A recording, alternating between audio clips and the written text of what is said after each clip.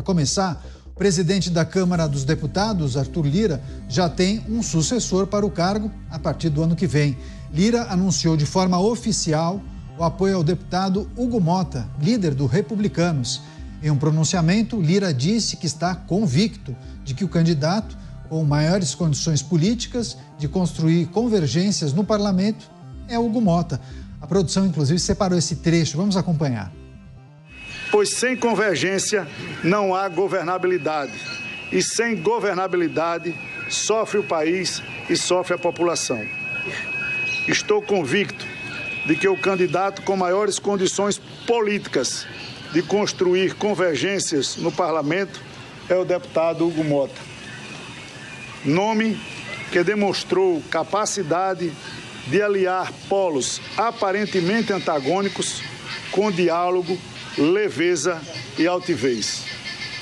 Estou certo, repito, estou certo de que Hugo Mota, deputado experiente em seu 4º mandato e que viveu e vive de perto os desafios que perpassam a nossa gestão, vai saber manter a marcha da Câmara dos Deputados seguindo esta mesma receita. Pois é, 4 legislaturas, Hugo Mota, ou seja, um jovem parlamentar, mas com bastante experiência. Vamos entender essa sinalização, esse apoio de Arthur Lira? O Luiz Felipe Dávila já conectado com a gente. Dávila, seja muito bem-vindo, ótima noite a você. Claro que a gente precisa questionar, né? Por qual razão Hugo Mota despontou como favorito, acabou desbancando figuras talvez até mais experientes, enfim, quais são as características que ele reúne para receber esse apoio de Arthur Lira? Bem-vindo mais uma vez. Boa noite, Caniato, boa noite, Mota, boa noite, Beraldo, e boa noite à nossa querida audiência. Bom, vamos entender o que significa a candidatura de Hugo Mota. Primeiro, só havia candidato do Centrão para a sucessão de Arthur Lira. Todos eram Centrão, não tinha um candidato fora desse eixo Centrão. E o que é ser Centrão? É uma pessoa capaz de conciliar os interesses desses deputados, fazer acordos, mas jamais defender as reformas que o Brasil precisa. É quem vai ganhar a mesa da Câmara, da mesa diretora da Câmara, quem vai receber uma determinada ajuda em termos de emenda, de favor, indicações para comissões. É isto que está em jogo. Não se discute uma única reforma. Isso interessa ao Brasil. E a reforma política, e a reforma administrativa, e as reformas da modernização do Estado. Não se toca nesse assunto. É só a política miúda. Ou seja, o Brasil vai continuar tendo um Congresso medíocre, tratando dos pequenos interesses, sem tratar das grandes reformas tão necessárias para a modernização do Estado brasileiro e para que o Brasil tenha condições de voltar a crescer de maneira sustentável.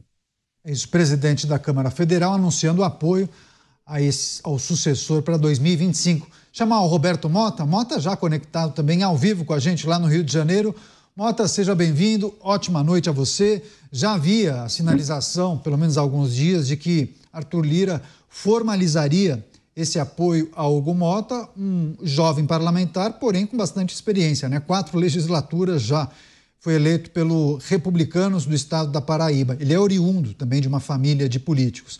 Então agora oficial, Hugo Mota, o candidato de Arthur Lira. Enfim, o que faz parte desse jogo de recomendações, apoios, um que conhece o outro, que é de tal partido, enfim, o que a gente precisa considerar nessa sinalização de Arthur Lira? Sempre que eu vejo um discurso como esse, Caniato, eu tenho a impressão que eu moro em um país diferente do país dessas pessoas. Boa noite para você, boa noite aos meus colegas de bancada, boa noite à nossa audiência, que eu tenho certeza se sente da mesma forma que eu. São palavras bonitas, frases rebuscadas, muito, muito distantes da realidade que a gente vive. Eu tenho certeza que a maioria dos nossos espectadores não conhece esse candidato que talvez, provavelmente, será o novo presidente da Câmara. Talvez muitos nem conheçam o próprio Arthur Lira, porque estão ocupados, acordando às 6 horas da manhã, trabalhando até às 8 da noite, chegando em casa exaustos, tendo que cuidar de filhos para poder sobreviver, para pagar suas contas. Mas a questão aqui não é Centrão, nem Arthur Lira. Para mim, a questão essencial aqui são os superpoderes que os presidentes da Câmara e do Senado têm. Superpoderes que o brasileiro comum descobriu há pouco tempo, porque nós elegemos um Congresso conservador e o Congresso não consegue fazer muito, porque os superpoderes incluem os poderes de engavetar iniciativas importantes, inclusive pedidos de impeachment. Como é possível que 2 parlamentares controlem o que o Congresso faz ou deixa de fazer? Um detalhe que é muito importante é que esses 2 presidentes do Senado e da Câmara, que controlam tudo, são eleitos pelos próprios parlamentares. E aí eu, como cidadão, como eleitor, como pagador de impostos, tenho que perguntar como é possível que os parlamentares aceitem um sistema como esse. Por que não mudam isso? Essa é a questão importante. É isso que está em jogo com essa manifestação, esse apoio de Arthur Lira. Chamar o Cristiano Beraldo, também vai trazer suas reflexões e análises. Beraldo, seja muito bem-vindo. Ótima noite a você, Beraldo. New look, hein? Beraldo meteu um óculos ali para compartilhar. Não, Beraldo, não tem problema nenhum, imagina. Vai lá, Beraldo. Hugo Mota, então, o candidato de Arthur Lira. O que a gente pode esperar? Acho que a gente pode esperar mais do mesmo. Canhoto, boa noite a você, boa noite ao Dávila, boa noite ao Mota. Apesar do primo do Mota estar aí em evidência, pronto para abocanhar a presidência da Câmara, infelizmente, a dinâmica que se criou no Congresso Nacional é uma dinâmica que Mota e Dávila falaram aqui muito bem, infelizmente impedem que muitas vezes os anseios da sociedade sejam traduzidos em ações efetivas. Dentro daquele círculo do poder e da dinâmica própria do poder, existe ali um ritual que exclui a população não alcança esse universo. Tanto é que os discursos feitos em torno deste arranjo para a busca dessas cadeiras, eles são discursos internos. Eles querem mostrar para os parlamentares, para aqueles que votam, que eles estão em condição de cumprir a palavra empenhada no sentido de atender aos interesses desses parlamentares. E aí, Canhoto, a gente chega no ponto essencial, que é a dinâmica do poder hoje, né? Ela está em torno do dinheiro. O orçamento secreto, as emendas parlamentares e todos os nomes que já foram circulados aí, emenda PIX, emenda de bancada, emenda do relator, emenda. No fim, é o nosso dinheiro do nosso bolso, nós que pagamos impostos e enchemos o cofre do governo, que o distribui conforme determinadas regras que, em geral, a gente não entende. Porque para investimento que melhora a vida da população, tem muito pouco. E aí nós precisamos voltar aqui aos resultados das eleições, Canhoto.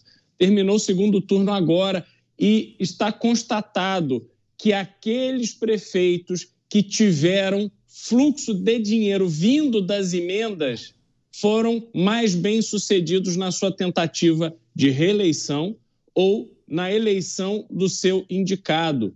A base eleitoral daqueles que estão em Brasília é uma base feita com o nosso dinheiro para irrigar essas bases que garantem os votos.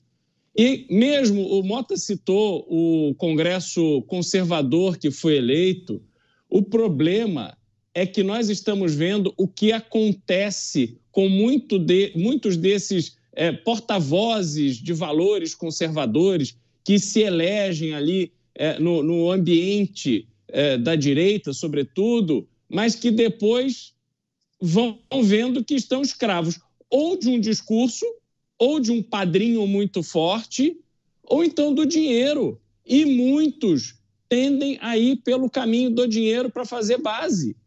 Porque aqueles que ficaram, ou alguns exemplos dos que ficaram no voto de opinião, Canhoto, a gente precisa lembrar, Joyce Hasselmann, mais de 1 milhão de votos, depois chegou nem perto na sua candidatura à prefeitura, depois teve, se não me engano, acho que 13 mil votos para deputada federal tentando a reeleição, e agora teve 1.000 e poucos votos para vereadora. O ex-ator Alexandre Frota também foi eleito deputado na onda de Bolsonaro, etc. E aí vai caindo, é vereador em Cotia. Com todo respeito a Cotia, mas alguém que esteve lá no estrelato de Brasília, agora não conseguiu se eleger deputado estadual. E aí se candidatou agora e conseguiu se eleger vereador em Cotia. Então, as pessoas são confrontadas com essa dinâmica e parece que muitos daqueles que chegam lá por causa do seu discurso, dos valores que eles dizem defender, entendem que não tem elementos suficientes para se manter no estrelato e acabam se entregando ao sistema. Bom, já que você mencionou a Joyce publicou dias atrás um vídeo com uma taça de champanhe anunciando que irá largar a política, não vai se envolver mais com política. Enfim, por conta talvez desse desempenho fraco nessa última eleição. Mota... A política que largou dela, Canito. Pois é. Mota, quando o Beraldo fez a brincadeira, muitas pessoas chegaram a perguntar por conta da grafia que é idêntica, né? Você fez a negativa com o dedo, mas naturalmente talvez seja importante se reforçar para as pessoas que nos acompanham pelas emissoras de rádio. Você tem algum tipo de parentesco com Hugo Mota? Tem ligação com a família lá da Paraíba, Mota? Não, Caniato, não tenho. Eu tenho a minha família, a família Mota, da qual eu sou originário, tem a origem em Minas Gerais. E hoje a maior parte dos meus parentes Mota moram em Maceió. Eu não tenho nenhum parente político. O único Mota político sou eu e já pendurei as chuteiras também. A política não é, para mim, é uma estrada pavimentada com decepções. A política exige muita seriedade, muita sobriedade, muita humildade, muita perseverança e um estômago de ferro. E esse último requisito eu não consigo preencher. Eu não consigo conviver no meio da hipocrisia institucionalizada que é a política. Aliás, diga-se de passagem, não só aqui no Brasil. Isso acontece no mundo inteiro. O que acontece no Brasil, a política, de uma forma geral, é usada por muitos espertalhões para se promover, para se dar bem. Isso acontece no mundo inteiro. Só que na maioria dos países, o sujeito faz alguma coisa, o Estado faz alguma coisa de útil e alguém vem e pega carona naquilo para se dar bem. Aqui no Brasil é ao contrário, é o cachorro que abana o rabo.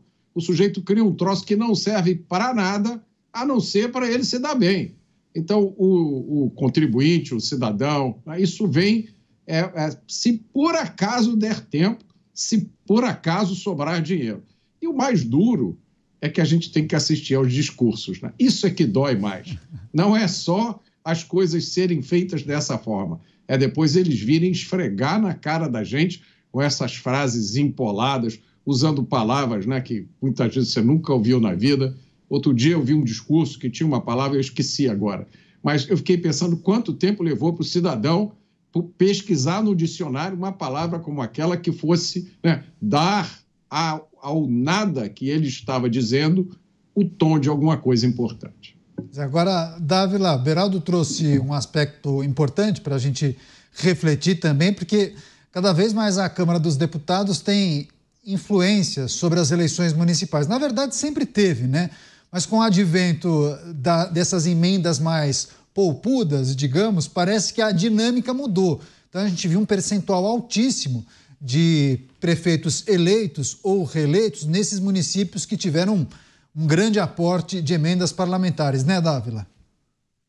Com certeza, o Beraldo está coberto de razão. As emendas PIX tiveram um efeito brutal nessas eleições. Aliás, duas coisas ajudaram a reeleição maciça de muitos prefeitos. Primeiro, as prefeituras estavam com muito dinheiro em caixa. E segundo, receberam muitas emendas. Essa combinação ajudou muito a pavimentar o caminho da reeleição de vários prefeitos e da vitória do Centrão. O Centrão é o campeão das emendas PIX. Agora, a situação que nós nos encontramos, Caniato, é uma gradual degeneração do parlamento causado pelo próprio parlamento em parceria com o Poder Executivo. Vamos explicar aqui para a nossa audiência. Até 2005, o grande poder não estava nas mãos do presidente da Câmara, estava no colégio de líderes. O que era o colégio de líderes? Eram os grandes líderes dos partidos que sentavam ali junto com o presidente da Câmara e faziam a pauta. Então, eles tinham muita influência na pauta, na escolha da mesa diretora. Era uma espécie de contrapeso ao presidente da Câmara. O que acontece em 2005? O candidato do governo petista naquele tempo, era o Luiz Eduardo Greenlat. E ele perde a eleição por uma vitória surpreendente de Severino Cavalcante, que representava o baixo clero, ou seja, aqueles deputados que não tinham voz porque essa voz era oligopólio desse colégio de líderes. E ao dar voz ao baixo clero, destrói o conselho, o colégio de líderes. E ao destruir o colégio de líderes, passou-se essa relação direta do presidente da Câmara com as bases. Isso fortaleceu demais o presidente da Câmara. E daí para frente, esse presidente só foi ganhando cada vez mais força, inclusive por causa dessas emendas. O que são as emendas? Cada vez mais o parlamento abocanha uma fatia maior do orçamento discricionário do ano, ou seja, aquele dinheiro que sobra depois de todos os gastos obrigatórios. E isso acontece para manter o que se chama, entre aspas, de governabilidade. Aliás, quem abriu justamente os cofres para essas emendas foi o presidente Bolsonaro. Foi ele que quis garantir aí a maioria no Congresso, numa determinada época, e aceitou essas emendas PIX, que antigamente chamava de orçamento secreto. Então o parlamento vem ganhando mais poder porque o colégio de líder acabou e, por outro lado, o poder executivo foi dando uma fatia maior do orçamento. Agora, reforma para tirar poder do presidente da Câmara e tirar dinheiro das emendas, essa eu pago para ver quem vai ter coragem para fazer. Bastidores do Congresso Nacional, tem várias notícias, a gente vai trazer, também tem bastidor do Senado Federal, enfim, programa recheado de notícias e informações.